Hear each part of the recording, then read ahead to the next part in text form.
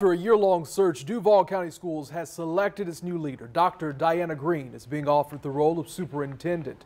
She graduated from Capella University and has been the superintendent at Manatee County Schools since 2015. That's near Sarasota. First Coast News reporter Hani Rodriguez was the first to speak with Greene after today's vote. Hani.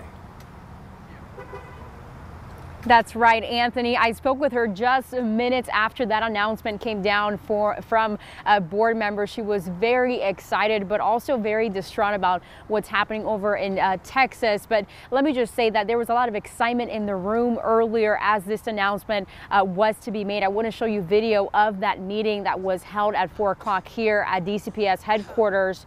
A lot of board members were expressing that they were just glad they were finally able to hone in on their preferred candidate and that it was Dr. Diana Greene. They described her as bold, courageous, and innovative, and she could be someone that could really be the leadership that they needed for Duval County Public Schools, as well as face many financial challenges the county is facing right now.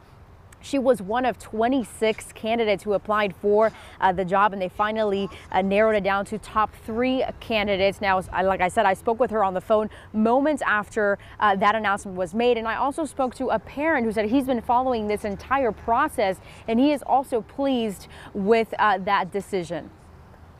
I'm so incredibly humbled and honored that the school board has selected me as their preferred candidate. I love the decision. This is actually a decision that I wanted them to make, and so it came to pass. So I'm happy with it. Board members hope that she will start the job very soon. For now, reporting live, I'm Hani Rodriguez, First Coast News, on your side.